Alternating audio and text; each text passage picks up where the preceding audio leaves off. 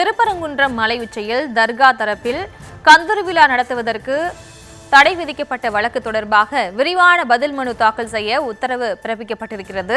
விவரங்களோடு இணைகிறார் இந்த செய்தியாளர் இந்துமதி. வணக்கம். இந்த வழக்கு தொடர்பான முழு விவரம். வணக்கம் பிரியங்கா.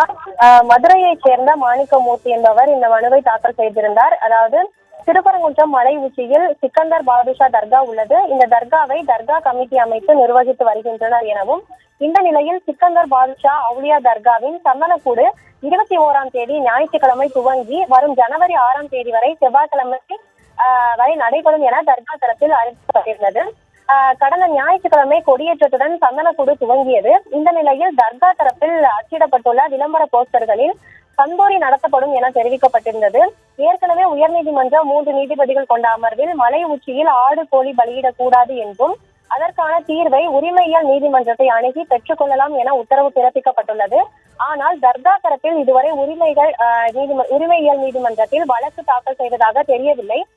இந்நிலையில் இந்த வருடம் கந்தூரி நடைபெறும் என்றும், அதற்கான மாவட்ட நிர்வாக தரப்பில் அனுமதி பேச்சுவார்த்தை நடத்தப்பட்டுள்ளது என செய்தித்தாள்களில் தெரிவிக்கப்பட்டுள்ளது. ஏற்கனவே 3 நீதிபதிகள் அமர்வு கந்தூரி நடத்த தடை விதித்துள்ள நிலையில் தர்கா கமிட்டி கந்தூரி நடைபெறும் என தெரிவித்துள்ளது.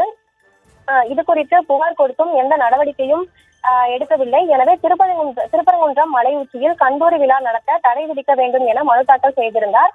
இந்த வழக்கு நீதிபதி ஸ்ரீமதி முன்பாக இன்று விசாரணைக்கு வந்தது. அப்போது மனுதாரர் தரப்பில் ஏற்கனவே மதுரை அமர்வு மலை உச்சியில் கால்நடைகளை பலியிடவும் அசைவ உணவுகளை பரிமாறவும் தடை விதிக்கப்பட்டுள்ளது என தெரிவிக்கப்பட்டது. அதற்கு அரசு தரப்பில் சந்தனக்கூடுக்கு மட்டுமே அனுமதி வழங்கப்பட்டுள்ளது, வேறு நிகழ்வுக்கு அனுமதி வழங்க மாட்டோம் என தெரிவிக்கப்பட்டது.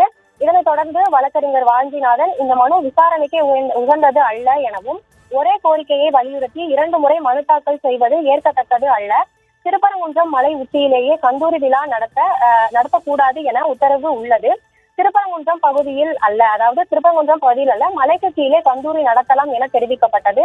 மேலும் இதனைத் தொடர்ந்து மனுதாரர் தரப்பில் மலை உச்சியில் கால்நடைகளை பலியிடுதல் மட்டுமல்ல, அசைவ உணவு பரிமாறவும் தடை விதிக்கப்பட்டுள்ளது என தெரிவிக்கப்பட்டது. அதையடுத்து நீதிபதி இடைக்கால உத்தரவுடன் பதில் மனு தாக்கல் செய்ய உத்தரவிடுவதாக தெரிவித்தார்.